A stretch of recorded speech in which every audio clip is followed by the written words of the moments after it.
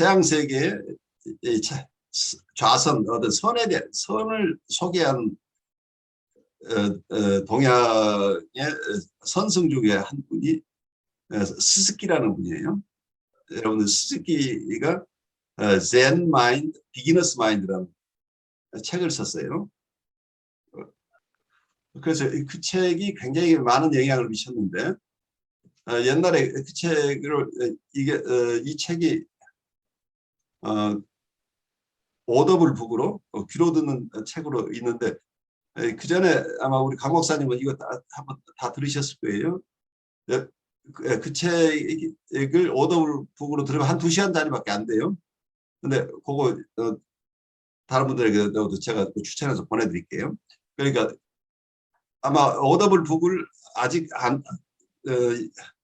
가입 안 하신 분은 그냥 가입만 하면 들을 수 있도록 될 거예요. 제가 레커멘데이션에서 보내드리고 한번 들어보시면 거기서 그분 얘기하고 우리가 부처라는 사실을 초심으로 깊이 이해하면 이미 그게 깨달은 거다라고 본 것 같아요. 그러니까 자기가 부처임을 이해하는 사람은 이미 깨친 건데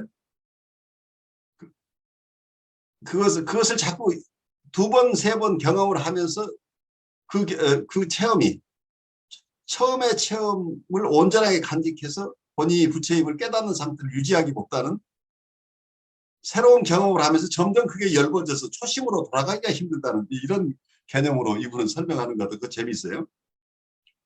그래서 어떤 면은 이게 돈오냐 아니냐 하는 것도 처음에 이미 스스로가 내 안에 신성이 있다. 아니면 내 안에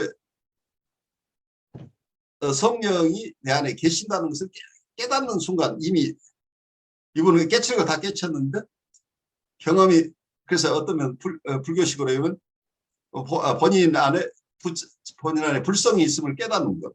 내가 부처님이다. 아니면 내가 하나님의 자녀다고 하는 것을 깨닫는 그것을 그 초심 자체가 이미 깨친 것인데 그것을 그대로 유지할 수 없어서 계속해서 그 수련을 통해서 이걸 유지해 나가는데 많은 경우에 같은 귀한 어떤 성서의 규절이나 불경의 규절을 가지고 처음에는 큰 깨침이 왔는데 계속해서 우리가 반복해서 하는 과정 속에서는 초기에 경험했던 그 원체험들을 점차 잃어버리는 가는 과정이 아닌가. 그래 왜 비너스 마인드가 중요하냐고 이분을 설명하는데 저는 그분 공감이 가는 부분이 우리가 상담자의 태도도 똑같은데 상담자가 초기에 비기너일 때 처음 수련생일 때는 굉장히 오픈되어 있는 모르니까 자기가 아는 것이 많지 않다고 느끼기 때문에 열려 있어서 다른 사람의 얘기를 듣고 그리고 내담자의 얘기도 굉장히 잘 듣는 편인데 이게 초심이라는 얘기죠. 그런데 엑스퍼트가 됐다는 건 이미 자기가 어떤 전문가가 됐다고 하는 분들이 다른 사람의 얘기를 듣지만 못하나 귀를 막아버린다. 그래서 자기가 옹고집 덩어리가 돼버리면서 이걸 엑스퍼트로 전문가 행세를 하기 시작하면 오히려 초기에 가졌던 열린 자세 우리의 엠티니스가 굉장히 중요한데 우리가 사람을 포용한다는 것은 내 안에 내 것을 다 비워내야 그 자리에 다른 사람의 마음이 들어오는데 내가 가진 어떤 완고함이 나를 지켜내고 있다고 한다면 다른 사람의 생각이나 다른 사람의 정서, 다른 사람의 모습이 내 안에 들어오기가 되게 힘들다는 얘기죠. 그래서 전문가의 함정이 아까 우리 TV에서 나온 아주 저명한 분들의 이런 얘기들도 그 속에 우리 함께 잘 새겨봐야 될 부분인데 우리가 만나는 대상들은 우리가 알 수 없는 대상이고 모든 케이스가 다 신비한 케이스들이고 우리가 정말 쉽게 이해할 수 없는 케이스들인데 이게 어떤 도식에 의해서 이 사람은 척 보는 순간 이 사람은 이렇게 하면 낫는다 이런 방식이라고 하는 것이 경우에 따라서 적절하게 맞아서 큰 효과를 낼 수도 있지만 어떤 분에게는 굉장히 치매적인 상황으로 진전될 수도 있다고 하는 거죠. 그래서 우리의 오픈니스 혹은 이 엠티니스죠. 그러니까 나를 비워내는 작업. 그러니까 또 이분은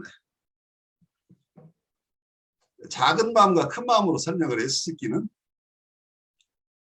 우리의 작은 마음이라고 하는 것이 결국은 그게 허상이라는 얘기죠.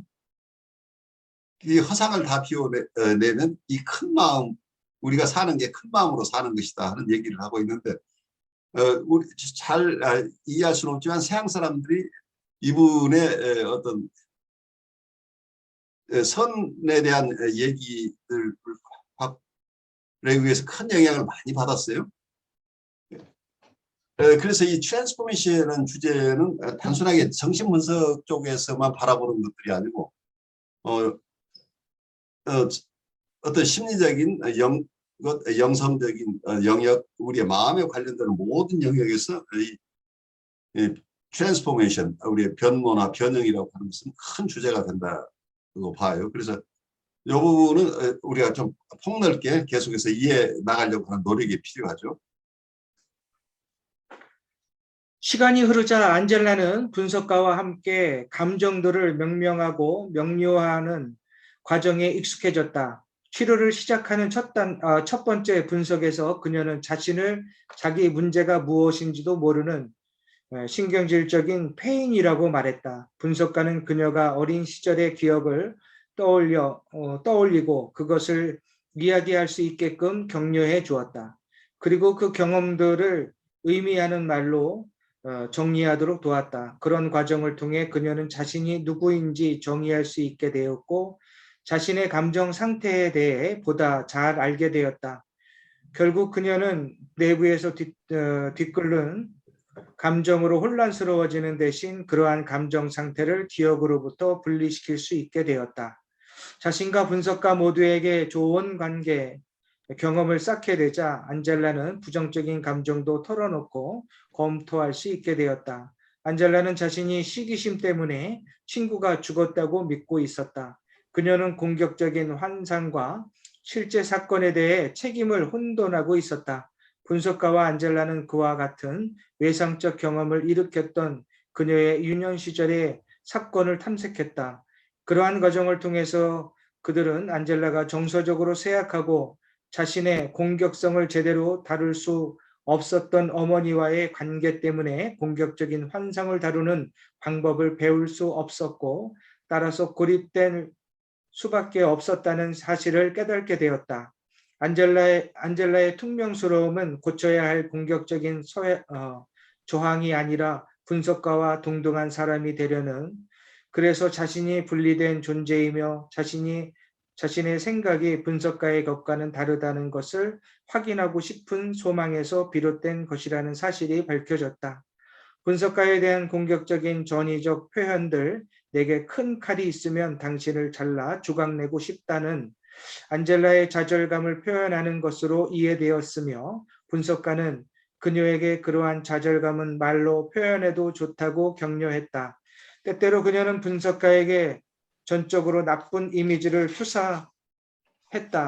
그럴 때면 분석가는 이전에 그녀가 도움과 돌봄을 받았다고 느꼈던 좋았던 치료의 순간을 기억해 보라고 말했다. 제이콥슨이 타인에 대한 단일한 경험에서 더 나아가 좋고 나쁜 감정들을 한데 묶는 능력이 중요하다고 강조한 것을 기억하라.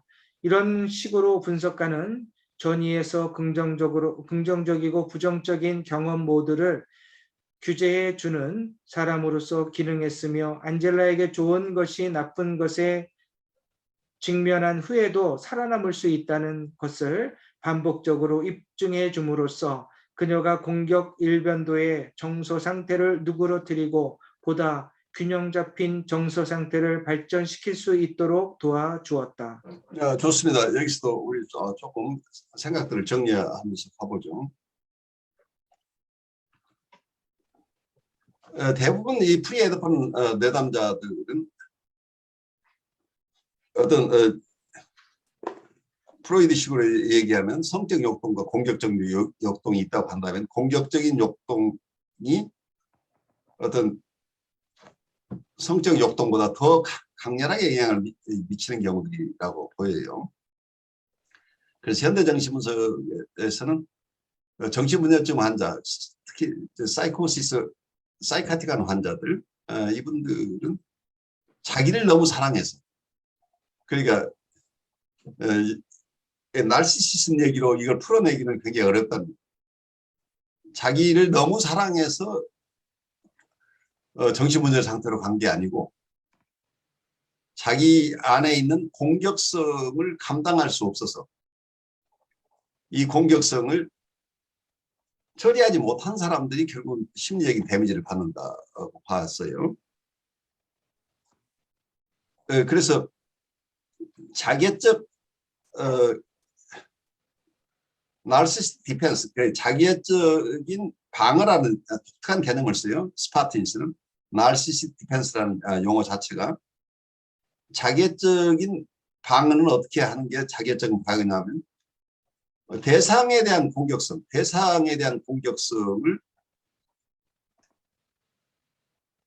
대상으로 보내지 않고 자기를 향해서 사용하는 경우, 대상을 공격하는 대신에 대상을 보호하면서 자기를 공격하는 형태가 자기애적 방어라고 보았습니다. 이 자기애적 방어가 구체적으로 드러나는 것을 스파틴즈는 대강 세 가지로 이렇게 분류해서 얘기를 하는데, 대상에 대한 공격성을 대상에게 직접 사용할 경우에 아이가 우리 어린아이 시절을 생각해보면 자기 안에 있는 불편함, 좌절로 인해서 좌절을 타고난 것이건 우리가 공격성이라는 게 인본 어그레션도 있을 수 있겠죠. 또 아니면 좌절로 오는 공격성도 있겠죠. 프러스트레이션이 생기면. 그래서 어쨌든 이 불편함이나 어떤 타고날 때부터 굉장히 공격적인 성향이 많아서 자기가 까다롭고 만족스러움이 주지 않을 때는 바로 공격하는 패턴들이 있다고 한다면 어떤 방식이가 타고난 소질적으로 공격성이 많은 분이든 아니면 환경이 자기를 잘 만족시켜주지 않아서 오는 좌절이 많아서 원인이 무엇이든 이 공격성이 있으면 이 공격성이 자기를 보호하는 대상에 갈 텐데 아이들은 말을 못하니까 결국은 아이들의 커뮤니케이션 전달 방법은 자기 안에 뭔지 알 수 없는 큰 불편함이죠. 언플레스죠. 불쾌함이죠. 이 불쾌함은 자기가 가질 수 없으니까 큰 소리로 울거나, 이거 불편함을 드러내는 여러 언어 유해의 방식들이 동원되겠죠. 아니면 정서적으로는 그 불편함이 엄마에게 바로 전달되는데 이 전달되는 것을 멜라니 클라인식으로 얘기하면 투사익 동시가 일어나는 거죠. 투사익 동시가 일어나는데 이 엄마가 이 공격성이나 이런 것들을 감당해주고 안아주면서 이 아이를 키워낼 수 있는 힘들이 있으면 이분들이 큰 도움을 받는데 부모가 이것을 감당할 수 없으면 결국은 이 공격성이 아이에게 다시 되돌려져 버린다고 한다면, 그러니까 말하자면 이게 비혼에게는 베타 요소죠. 베타 요소인데 아이는 이것을 소화해낼 능력, 심리 기구가 없는 상태에서 엄마에게 무의식적으로 이게 엄마에게 전달되거나 비언어적으로 이게 표현되는데 이 표현되는 것이 오히려 금지되는 상황이 올 수 있죠. 그 아이를 처음 키워보면서 잘 아이의 심 상태를 모르니까 아이가 우는 것 자체가 사회적으로 용납돼. 자기들끼리만 있을 때는 괜찮은데 많은 사람이 불편하게 하면 아이를 어떤 방식으로 울음을 그치게 하는데 극복하다 보면 아이에게는 이러한 자기의 공격성이 발현되는 것 자체가 굉장히 위험하다고 느껴진다고 한다. 이 아이는 이 공격성을 엄마에게 혹은 부모 대상에게 표현하는 것 자체가 금지되는 상황이 일어나겠죠. 그래 만약에 이걸 자기 공격성을 사용해버리면 행동화가 일어났을 때 자기가 더 큰 피해를 입을 가능성이 있습니다. 버림받아 엄마로 대상으로부터 버림받을. 그래서 대상으로부터 버림받거나 그래서 대상 상실의 위험이 있거나 대상으로부터 사랑을 얻지 못할, 사랑을 잃어버릴 가능성, 대상을 잃어버리거나 대상 사랑을 잃어버릴 가능성이 있을 때 아이들은 반응하는 방식이 각각 다른데, 캐롤라인은 이 경우에 세 가지로 우리가 근본적인 트러스트가 발생하지 않고, 그러니까 베이직 트러스트가 형성이 돼야 되는데 베이직 트러스트가 일어나지 않고, 베이직은 아주 초기에 앵사이티가 레벨이 높아지면, 그래서 이런 어려운 상황이 있을 때 어떤 아이들은 굉장히 순종적으로, 또 어떤 아이는 굉장히 공격적으로, 어떤 아이는 철수하는 형식으로 이렇게 각각 반응한다고 캐롤 호라이는 보고 있는데, 현대적 시국의 스파르타니스는 이 경우에 아주 심한 병리적으로 가는 사람들 중에 많은 경우에 이 공격성을 자기를 향해서 사용하는 경우가 발생합니다.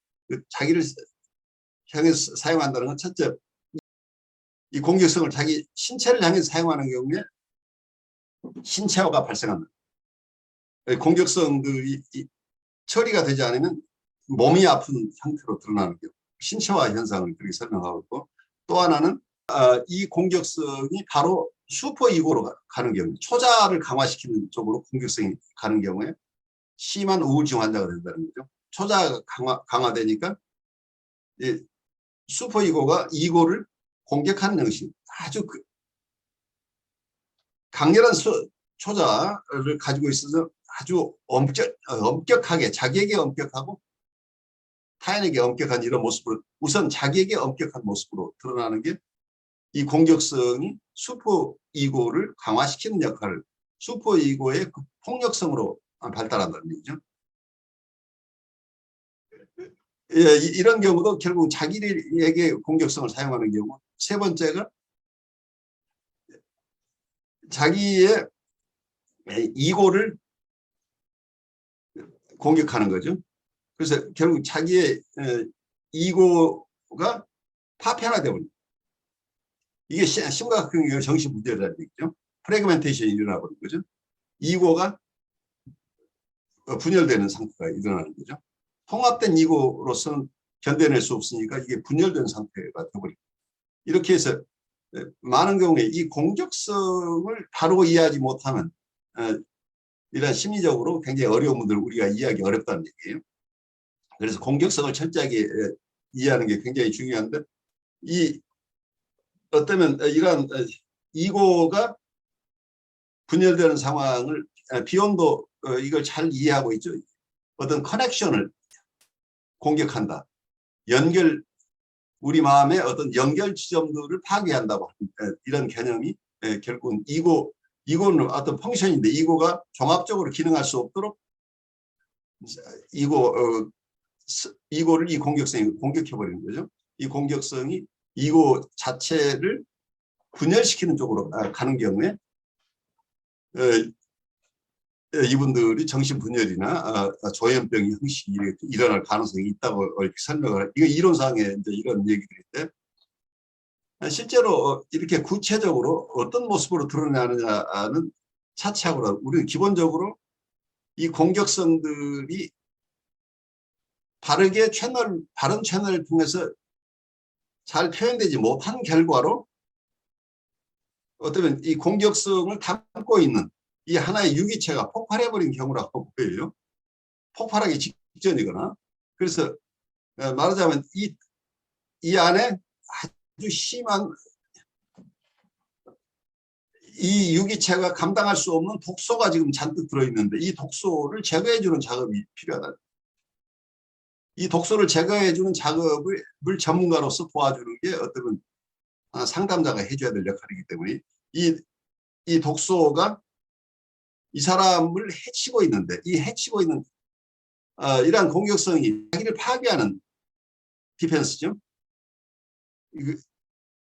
그래서 자기를 건강하게 하는 디펜스가 아니라 자기를 파괴하는 결과가 병리적인 디펜스로 사용하기 때문에, 이 지나친 디펜스가 어쩌면 원래 이 공격성은 어디로 향해야 될 거예요? 대상으로 향해야 될 건데 대상을 향하지 않고 자기를 공격하는 케이스니까 이 대상에게 이 공격성이 사용되되 그 대상이 파괴되지 않도록 적절한 채널을 통해서 이 공격성이 흘러나와서 대상도 파괴되지 않고 이 사람도 파괴되지 않는 상황을 어떻게 도와줄 것이냐 하는 게 이 버벌라이제이션이라는 채널을 찾아낸 거죠. 언어화한다. 언어화하는 경우에는 행동화 대신에 언어를 통해서 자기 안에 있는 것, 정서나 팬터시나 자기의 메모리 자체도 믿을 수 없는 메모리들이죠. 그 메모리들을 자유스럽게 표현할 수 있는 길들을 열어주게 되면 시간이 흐르면서 점차적으로 이분이 회복되더라 하는 임상 체험들을 가지고 있는 거죠. 하여튼 극심한 환자, 정신분열증 환자를 병원에서 치료한 케이스에서는 이분이 거의 매일 스파틴스가 매일 만났는데 결국 3개월에서 6개월 정도였던 기억으로 하는데 아주 단기간에 극심한 정신분열 상황에서 벗어나서 치료되는 케이스도 나와요. 그러니까 아주 극심한 상황 속에서 공격성이 사람이 파괴되는 이런 상황 속에 있을 때는 계속해서 스파트 체험으로는 거의 매일 이분을 이 버벌라이제이션 하는 것을 도와준 임상 체험을 해요. 그래서 그 임상 체험을 보고한 그런 글들도 있는데 내담자에 각각 다른 거죠. 이게 만성화되어 있는 사람들 극심하게 아주 짧은 기간에 이런 현상이 일어났을 때 이걸 빠른 시간을 프로세스 해내주는 것도 굉장히 중요하겠죠. 많은 경우에 어떤 분들은 오랜 시간 동안 이게 잠겨 있었던 것이기 때문에 이런 독소를 제거하는 작업이 굉장히 인내롭게 가야 된다는 거죠. 그리고 여기서 뒤에 얘기하는 것은 결국은 이분들이 가지고 있는 좋은 대상, 나쁜 대상이 결국 하나의 대상이라는 것을 통합해 나가는 과정을 도와줘야 된다는 이론상으로는 그런데 그것이 몇 년이 걸릴지가 알 수 없어요. 그래서 이게 이론을 설명해서 되는 게 아니고 이분 스스로 이 통찰을 가져갈 수 있을 만큼 도움이 필요한데 그런데 과거에 너희 엄마가 좋기도 하고 나쁘기도 했었다는 설명 가지고 되는 게 아니고 분석적인 치료가 어려운 이유는 과거의 원대상에게 경험했던 공격성을 우리에게 느껴야 되고 그래서 전이가 일어나야 되고 공격성을 본인이 스스로 체험해야 되고 그 공격성으로 고생하는 나를 체험해야죠. 이 공격성 자기에게서 자기가 비워낸 이 공격성을 가지고 아주 씨름하고 있는 이 상담자를 보는데 그 상담자가 과거의 원대상처럼 똑같이 자기를 공격하도록 만들어내는 이런 사회 동의시를 사용하고 있기 때문에 내담자가 이걸 결국 행동화해서 이 사람을 해석을 하거나 빠른 해석을 하거나 설명을 하거나 아니면 직접 이 사람을 비난하거나 하는 형식으로 과거에 원대상이 했던 형식으로 우리를 유도하고 있는 무의식적으로 그런 패턴으로 가도록 우리를 어떤 도발하고 있는 상황을 우리가 계속 견뎌야 되는데 과거의 원대상이라고 한다면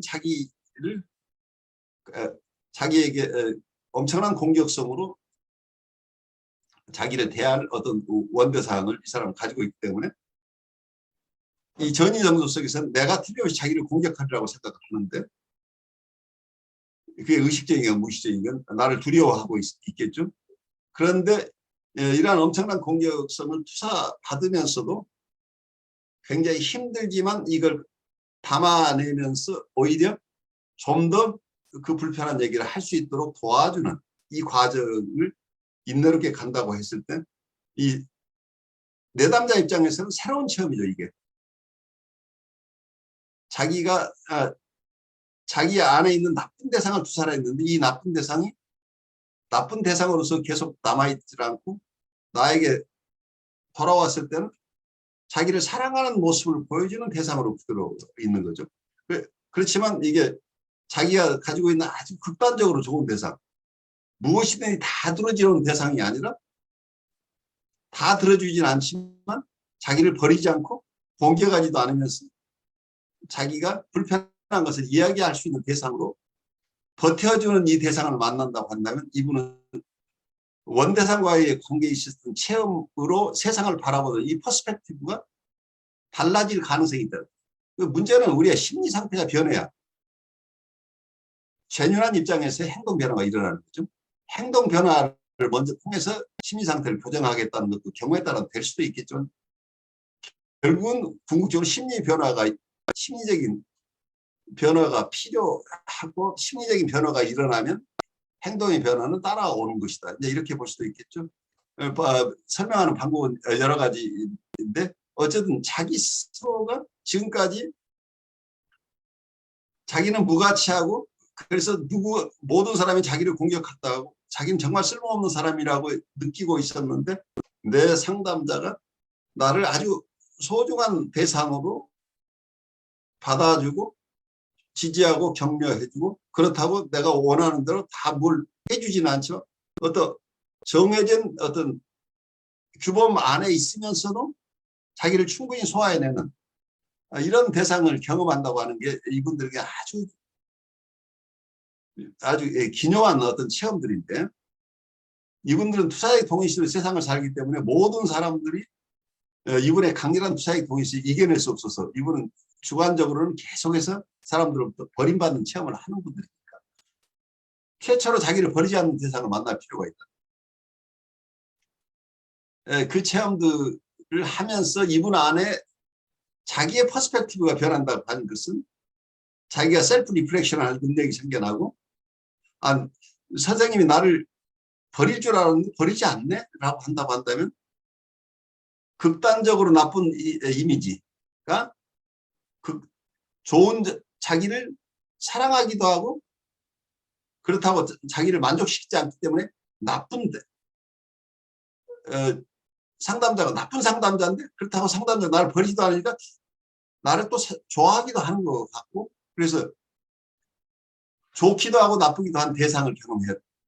이게 온전하게 좋기만 한 대상이나 온전하게 나쁘기만 한 대상으로 우리가 기능하는 한 이 사람의 분열 상태는 더 점점 악화될 수밖에 없죠.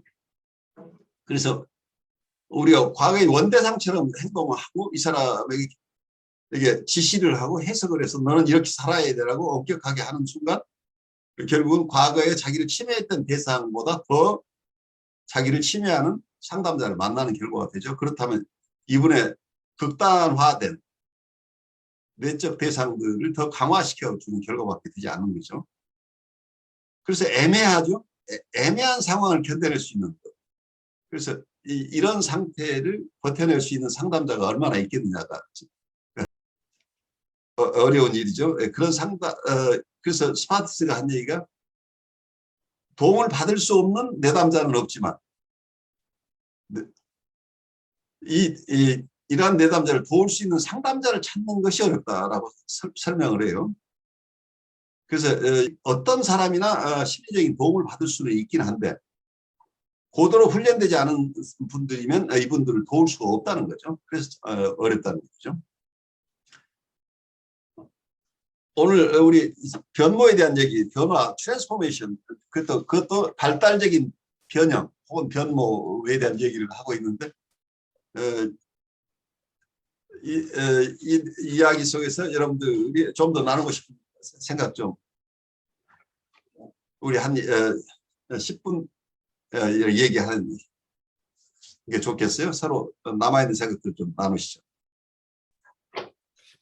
우리 심리학에서 말하는 변형이나 사실 우리 그 기독교 신앙에서 또 말하고 있는 어떤 변형이다, 이게 트랜스포메이션이라는 게 결국은 같은 맥락으로 가는 게 그 근본적인 인간의 변화라는 건 결국은 인격의 변화, 뭐 내적인 어떤 심리적인 그런 변화, 뭐 이런 걸 말한다고 볼 수 있는데요.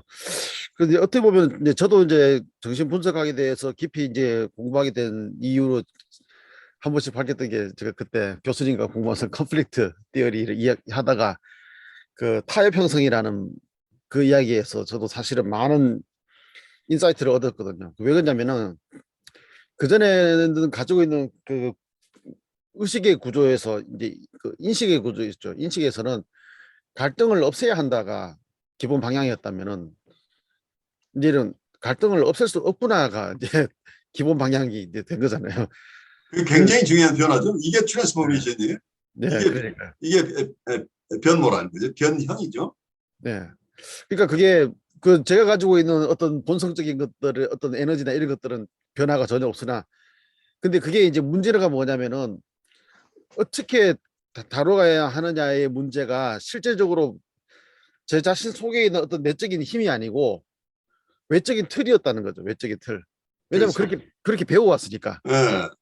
예, 배워왔는데 문제는 뭐냐면은 그것이 다 맞구나 하고 수용하는 입장이었다면은 제가 변형이라는 말을 쓸 수가 없는데 수용이 안 된 거죠. 그게 사실은. 그렇죠. 예. 의문을 가지고 있었기 때문에 내가 변모할 가능성이 있었던. 예. 이제 그런 것 때문에 이건 아닌데 단기 상담이라든지 어떤 목회 상담의 그 이야기 구조 속에서는 그 인간은 도루묵이다. 이제 아무리 해도 안 된다. 상담을 왜 해야 되냐. 이제 이런 생각까지 이제 들 정도고 굳이 필요 없는데 힘쓰고 있구나. 이런 생각도 들었는데 그게 그 사람이 안 되는 사람이라서가 아니라 사람에 대한 접근 자체가 뭐랄까요. 방향 자체가 그 잘못 잡혀 있던 이제 그런 상황이라고 이제 볼 수 있는 것 같아요. 그래서 그런 여기서 이제 공격성도 얼마 전에 또 아까 저기 우리 박 목사님 이야기했던 그분이 공격성을 갖다가 사용해야 된다라고 그 격려하더라고요. 물론 공격성이라는 거 사용하는 잘 사용하면 좋지만은 문제는 공격성을 다룰 수 있는 내적인 상태가 안 돼 있는 사람한테 공격성을 던져주고는 긍정적인 면을 막 이야기해가지고 아 내가 이게 다른 사람한테 막 소리도 지르고 거절도 하고 화도 내고 해야 되는구나 했는데 그게 그걸 다룰 수 없는 사람이라면 이미 공격성은 겉으로 드러나지 않을 뿐이었지 자기를 공격하고 있는 공격성이 아, 있었는데 그렇죠. 엄청난 공격성 때문에 고생하고 있는 사람이에요. 예 근데 오히려 그걸 외부로 다 표출해 버리면은 사실 이제 걷잡을 수 없는 상황까지 갈 수 있는 그게 거죠. 굉장히 위험한 게 예. 어, 우리가 조현병 환자들이 굉장히 평화스러운 사람들이에요. 그런데 이게 자극이 많아지면 이분들의 외부를 공격할 가능성이 있어요. 그게 위험하다는 거예요. 그러니까 이게 적절하게 그 러빙 익스피리언스를 통해서 그 리비도 경험을 통해서 어그레션이 조절될 수 있는 상태에 있을 때는 이게 언어화가 가능한데 리비드라는 익스피리언스 그러니까 사랑받는 경험이 부족한 상태에서 공격성을 사용하는 게 좋다고 나가버리면 이건 중화되지 않은 공격성 언어화로 되지 않은 공격성이 사용돼 버린다고 한다면 혹시 언어가 사용된다고 할지라도 그 언어는 폭력적인 언어가 되어버릴 가능성이 있어서 오히려 그 인격체가 성장하는 쪽으로 가는 게 아니라 오히려 굉장히 파괴적인 상황으로 가버릴 가능성이 있죠. 그래서 굉장히 위험하죠. 이 공격성이 외부로 향할 때 세상을 불지를까 봐 이분이 겁이 나서 자기가 공격성을 끌어안고 신음하고 있는 어떤 희생적인 사람이 어떤 면에서는 세상을 공격하는 대신에 자기가 이 공격성을 감당하고 있는 사람인데 아 그러지 말고 그냥 밖으로 줘버려 라고 했을 때 이분이 세상과 교류하면서 이 공격성을 사용할 수 있는 채널이 없는 상태에서 공격성을 드러내라고 한다면 이분은 파괴적으로 나올 가능성이 굉장히 높답니다. 그래서 사회를 보호할 수 없다는 얘기 그렇게 되면 그래서 사회가 이런 상태에 있는 분들의 공격성을 제어하기 위해서 교도소를 만들어 놓고 있잖아요. 이게 위험하기 때문이다. 그래서 사회주의 국가에서는 어떤 사회 방위적인 차원에서 사회에 위험한 사람들은 격리시켜야 된다고 하는 것 때문에 정신병동이 어떤 사회 교도적인 차원에서 이렇게 악용되는 사례들이 있었던 거죠. 그 정치범 수용소라는 게 이제 이런 상황이 돼버리는 거죠. 그래요, 강 목사님 말씀 나누시죠. 네, 그래서 그 신앙적으로도 보면 어떤 그 근본적인 그 접근들을 하지 않게 되면은 결국은 어떤 뭐 행동이라든지 그런 겉으로 드러나는 것에 집중하게 되면서 오히려 내적으로는 더 많은 문제들을 일으키고 그 아까 박 목사님이 이렇게 노인분들이 나타나는 현상들 얘기하면서 고민하시는 것도 보면은 사실은 이제 나이가 들면서 통합적인 어떤 자아의 통합이라고 그러잖아요. 통합적인 어떤 그런 내적인 상태로 가주면은 그게 좋은 발달적인 변형이라고 할 수 있을 텐데 그게 아니라 분열적으로 나가버리게 되면은 자기 신념에만 사로잡혀 가지고 있게 되고 아, 이 인생 살아보니 이거더라라고 해가지고 그 파편화된 거에 그냥 매료돼 가지고 거기 머물러 버리면은 통합해낼 수 있는 능력이 떨어지게 되면은 이제 세상을 볼 때 부정적으로 보면서 공격적으로 보면서 뭐 이런 것들이 나오잖아요. 이제 그런 걸 보면은 우리가 공부하고 있는 이런 내용들이 어쩌면은 오랜 시간에 걸쳐 가지고 정말 근본적인 변화를 우리가 변화를 일으킨다라기보다는 근본적인 변화가 무엇인가에 대해서 또 생각하고 또 생각해가지고 어쩌면은 끝도 없는 질문들 던져가면서 어 그 뭐랄까요, 근본적으로 우리가 건강한 삶이 어떤 것인지, 건강한 생각이 어떤 것인지, 좀 신앙적으로 건전한 신앙, 건강한 신앙이 어떤 것인지 그런 것을 결국 탐구해 나가는데, 사실 탐구해 나가는 그 과정이 어떻게 보면은 어떤 그 발달적 변형 중에서 이제 건강하게 발달하는 그런 모습이 아닌가, 이제 그런 생각을 또 하게 된 것 같습니다. 네, 저도 그 생각을 해보니까 떠오르는 게 상담할 때 제 내담자 중에 특히 이제 어떤 분은 제가 보기에는 분명히 많이 좋아졌고 변해졌는데 늘 상담 끝날 때쯤 되면 저는 언제 이 모양 이 꼴에서 벗어날까요? 저는 언제 되면 좋아질까요? 네, 이런 멘토로 이제 마무리를 할 때 제가 굉장히 좌절감이 많이 느껴지더라고요. 분명히 굉장히 상담 시간에 많은 부분들을 이야기했고 또 변화된 부분들을 확인하고 경험했는데 그래서 속에서는 그런 걸 이야기해주고 싶은, 확인해주고 싶은 막 욕구가 생겼는데 저 또한 그런 게 제 자신한테 있더라고요. 이제 늘 만족하는 부분도 있지만 항상 뭐가 아직 부족하다, 해도 안 된다 하는 지점이 있어서 차마 그 이야기를 그렇게 생각하지 마라 막 이런 식의 얘기를 못 하겠더라고요. 근데 오늘 이제 수업 들으면서 생각이 좀 드는 게 변화는 늘 있는 것 같아요. 문제는 내가 그게 마음에 안 든다는 거예요. 변화하지 않는 건 아닌데 변화를 하는데 내가 딱 생각한 그거대로 변하지 않았기 때문에 늘 힘들어하는 부분이 있는 것 같아서 예, 그 지점을 좀 저도 왜 나는 뭔가 그렇게 변해야지만 변했다고 생각할까? 이걸 좀 더 살펴봐야 되겠다. 우리 김도환 선생님 얘기를 들으면서 수수께끼 얘기가 생각이 나요. 그 불가에서 하는 게 부처를 만나면 부처를 없애버리라는 얘기가, 이 부처는 내가 부처인데, 그러니까 내 존재 자체가 불성을 가지고 있는데 이것을 밖에서 찾는다고 한다면 이미 나는 내 불성을 놓치고 있다는 거예요. 그래서 외부에서 주어지는 어떤 관념으로서 이상화된 어떤 불성이 아니라 내가 내 안에 있는 내 스스로의 모습을 발견해 나가는 거예요. 이거 자체가 결국은 불성을 추구하는, 바르게 이해하는 거다. 그래서 초심이라고 하는 것을 이분이 강조하는 비기너스 마인드가 내가 아무것도 모를 때 내가 비어있는 상태에서 나를 바라볼 수 있으면 이게 참으로 내 모습을 볼 수 있는데, 어쩌면 불성을 바로 볼 수 있는데 내가 무언가로 관념으로 가득 차 있다고 한다면 이미 그 관념에 의해서 실제 체험이 일어나지 않는다고 보는 것 같아요. 그래서 이미 어떤 내가 가지고 있는 이상적인 어떤 부처상이 내 안에 존재한다고 한다면 그 부처상에서 이미 나는 나를, 내 안에 있는 불성을 있는 그대로 수용하거나 체험하지 못하는 상태. 그래서 내 밖에서 찾고 있는 거다. 이렇게 이해하는 것 같은데 잘 모르겠어요.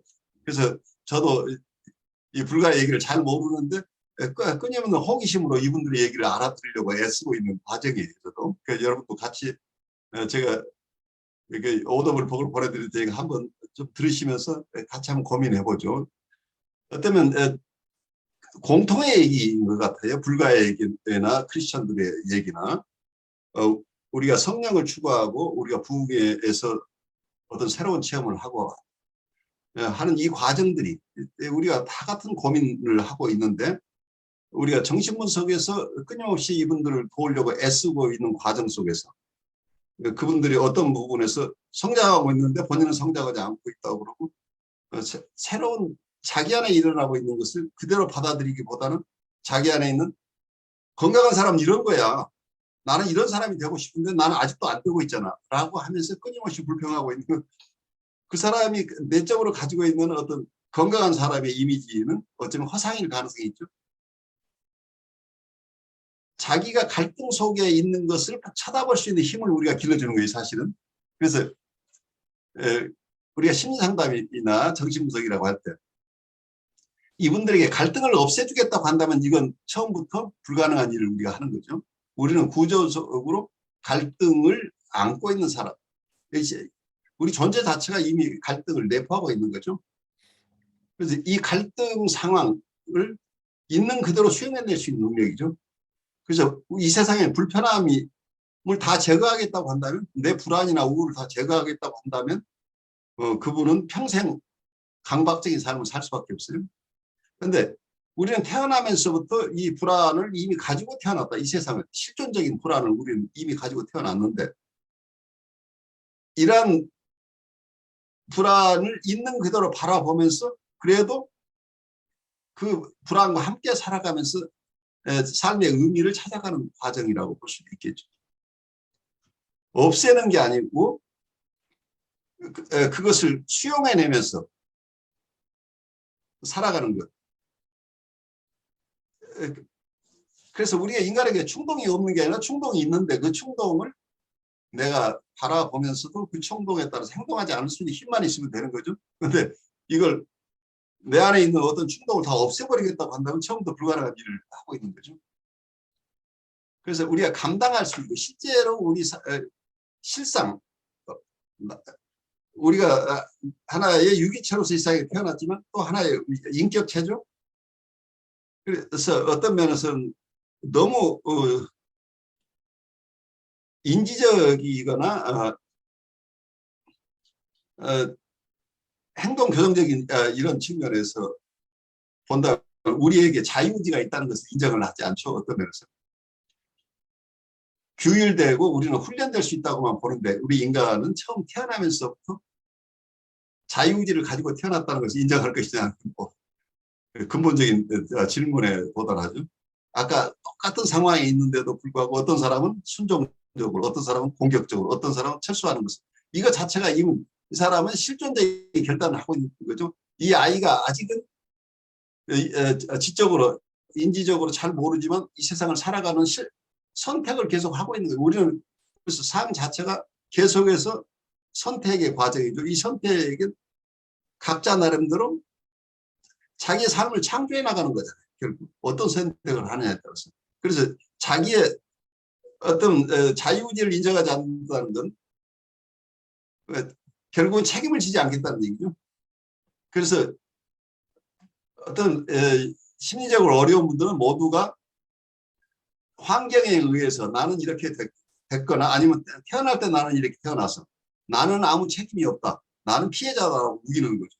그런데 지금 피해자라고 우기는 사람이 여기까지 온 것에는 자기가 선택해서 이 세상을 살아오고 있다는 것을 망각하고 있다는 거죠. 그래서 우리가 선택하는 과정을 스스로 이 환경은 주어져 있지만 그 환경 속에서 어떤 쪽으로 선택하느냐는 각자의 몫이라는 거예요. 자기 책임을 더들려 줘야 되는데 그것이 자연스럽게 이분들이 공격당하지 않는다고 느끼면서 자기 스스로 자기 삶을 선택해 나갈 수 있는 선택권을 이분들이 행사할 수 있도록 도와줘야 되기 때문에 어려운 거죠.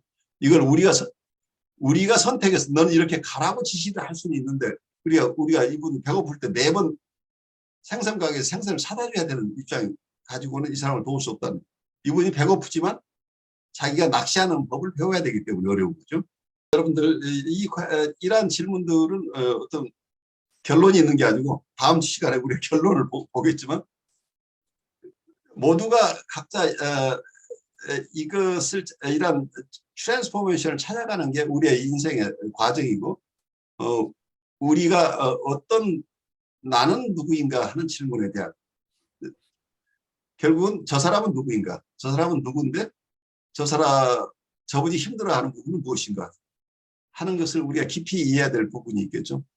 우리가 우리 삶에 만족스럽지 못해서 뭔가 새로운 것을 추구하고 있는, 건강하게 추구하는 방법이 무엇인가. 그럼 저분도 단순하게 병리적이라 너무 메디컬한 쪽에서 보지 말고 이분의 하나의 인격체로서 자기 삶을 어떻게 살아가야 되는가에 대한 고민을 하고 있는 분이라고 이렇게 이해를 하면서 이분 스스로 자기의 삶의 주인이 되어가는 과정을 우리가 함께 갈 수 있느냐 하는 도전으로 봐야 되지 않을까 싶어요.